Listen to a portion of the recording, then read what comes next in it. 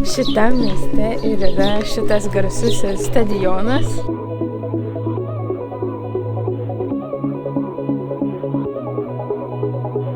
Norėjom valgyti tuos fish and chips.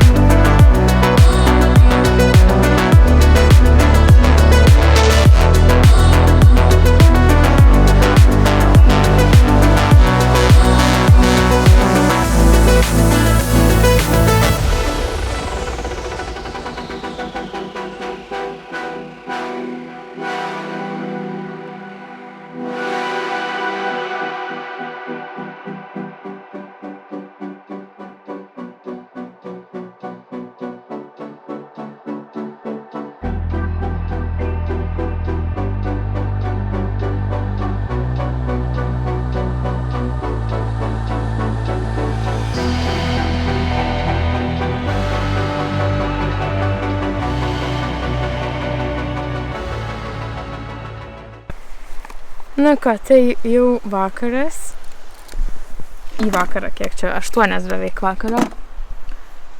Ir... Pasisakyk, kaip čia buvo dabar. Ką? Pasisakyk, pasipasakok. Nieko, man šiandien prasta nuotaika ir viskas nervuoja. Ir sunkiai atrodo ir vietą radom, nes buvo čia šiaip zona gera buvo, kad tą kempinti. Bet daug kur buvo jau užimta arba uolos tokios, tai ten net nėra kur pasistatyti. O čia radom tokį takelį, bet jisai užtvertas su tokia metaliniu grandinė. Lencių. Ir kaip ir negali važiuoti. Bet čia šiaip atėjom iki šitos vietos tokios, tai čia matos tikrai kažkas kempina. Nes yra ir tokia laužo vieta ir gan ištrypta, tai kaip ir galima. Bet va, toks buvo nesmagumas, kad negali privažiuoti. Bet nieko, atsinešėm daiktus. Bet šiaip, sakau, nežinau, šiandien kažkaip labai nuo ryto kažkaip nuotaikos nebuvo. Kažkaip viskas erzino ir viskas nervavo. Bet man atrodo visiems tokių dienų būna, tai... Bet iš tikrųjų pasistatėm labai gražioje vietoje. Čia į jūrą. Ir ten netoli yra paplūdimys, tai ir čia tada stebėsim saulėlydį, nes turėtų čia būti į šitą priešais vandenį. Tai dabar pasistačiau jomis ant tokios geros konstrukcijos, tai tikiuosi niekas čia nenukris. Bet norėjom pakalbėti apie mūsų nakvynės, apskritai gal Norvegijoje čia, kol keliaujam. kodėl jos yra tokios, kodėl ne, nežinau, viešbutis, kempingas ar dar kažkas. Ir kaip mes iš tikrųjų ieškom tos vietos ir kur įmanoma galbūt rasti internete, kad jums būtų patogu, jeigu kada keliausit Norvegijai, kad būtų įmanoma susirasti lengviau, kur galima miegoti šitam wild kempinge, pavadinkim, tiesiog gamtoj, be jokių problemų. Tai visų pirma, gal kodėl mes renkamės ne viešbutį ir ne kempingą ir ne jokį Airbnb. Aišku, visų pirma yra kaina. Kaina man irgi svarbu, nes viešbučiai Norvegijai kainuoja maždaug nuo 150 eurų už naktį. Ne, tai gal galima yra pigesnį. Nu galima, bet sakykime, koks 100 eurų tai kaip minimum jau būtų.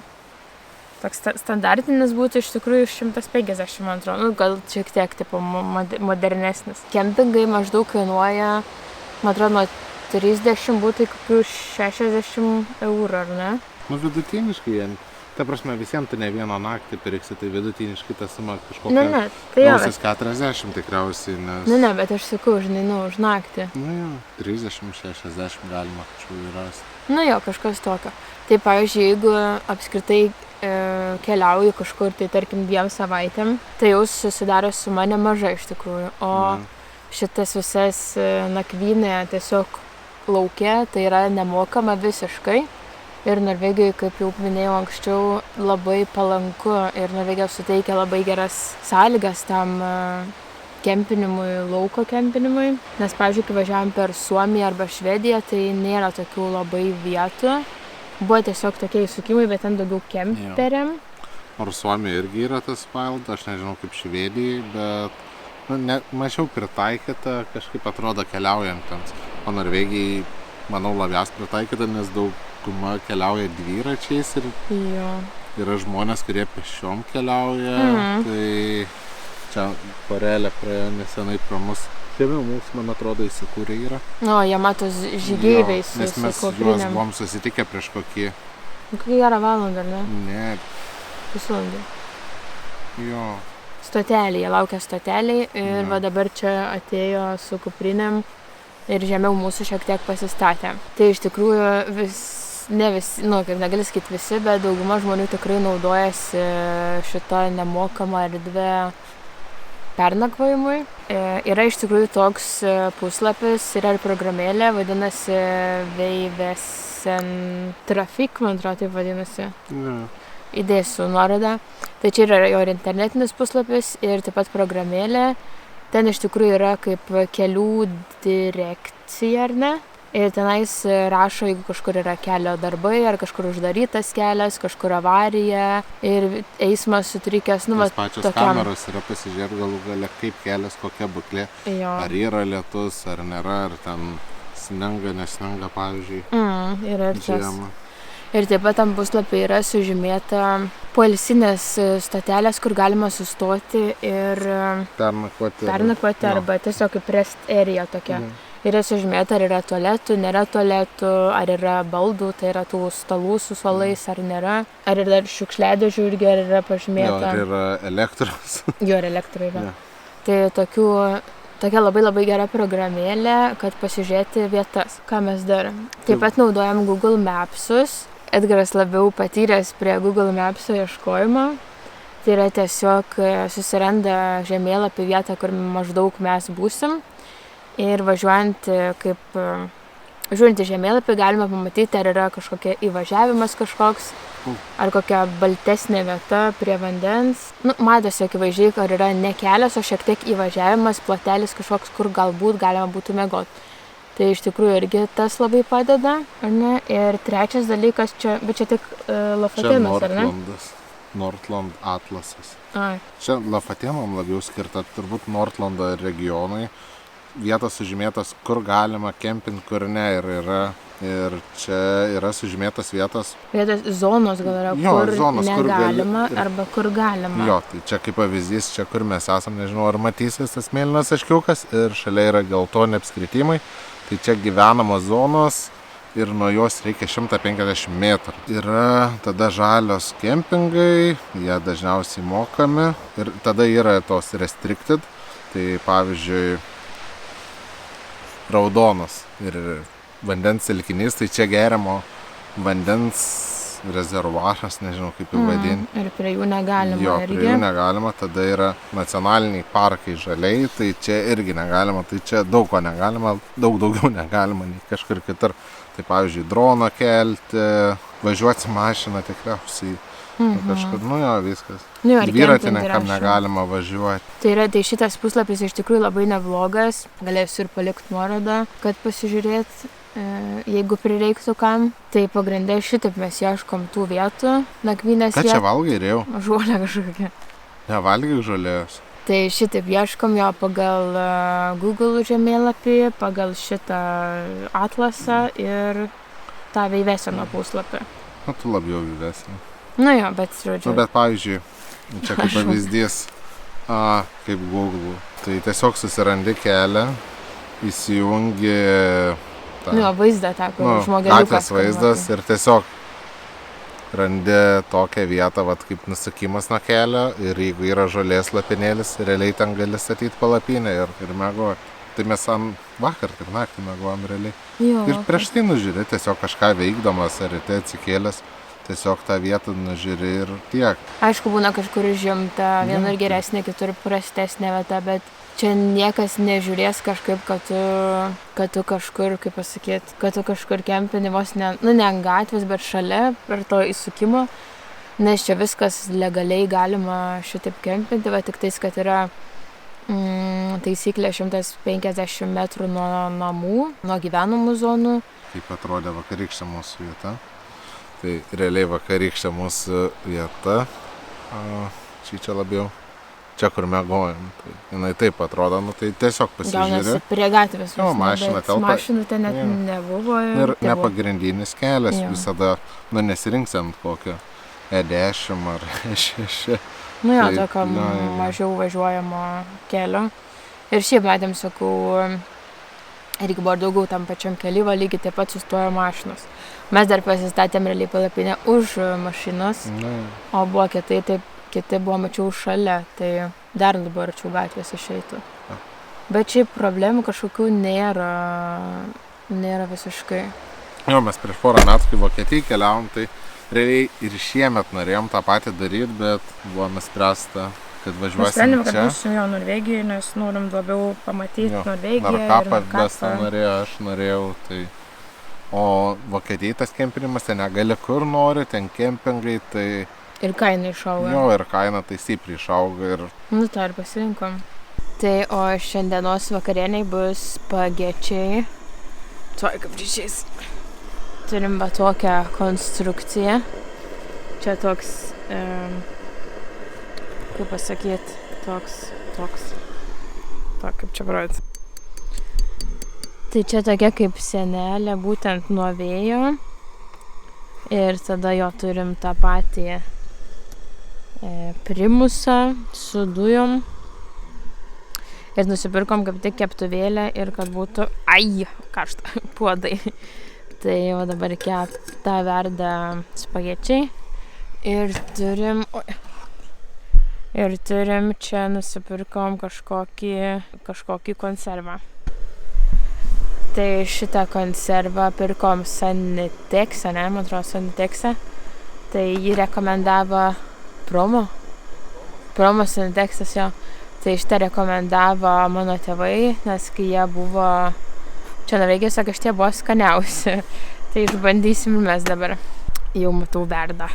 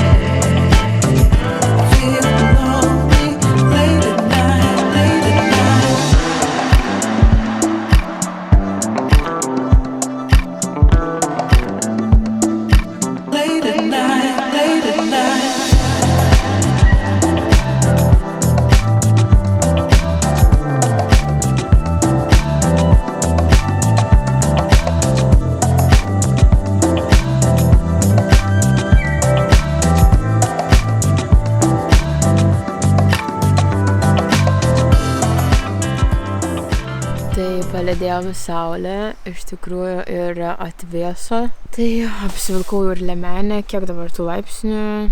Tai rodo 12 laipsnių dabar. Įlindom į palapinę, tai šiek tiek šilčiau galima ir užsikloti. Rėjus tai iš vis įlindęs į miegmaišį. Galim parodyti, kur jis. Parodysi? Ne, čia pažiūrėjau. Matas? Jo. Tai Rėjus įlindęs į miegmaišį, iš tikrųjų jam šitą kelionė, nežinau, sunki iš tikrųjų. Pradžioje viskas buvo kaip ir gerai. Jam gal tas pats važiavimas mašinai nepatinka, iš tikrųjų jisai slepiasi po kėdę ar tiesiog prisispaudęs taip prie žemės. O kai išeina pasivaikščioti, tai viskas gerai. Arba kuprinėje irgi gerai jisai būna. Į palapinę irgi labai mielai lenda ir viskas gerai miegot. Palapinė jam patinka.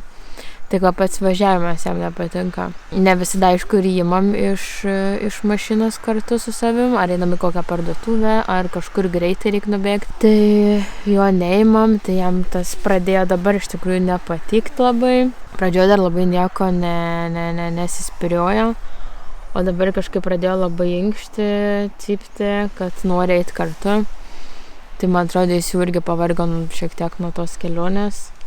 Nuo lakstymo, tai čia kai buvom pas mano draugę, tą dieną jį visą palikom namuose, kad ramiai pabūtų ir pamiegotų.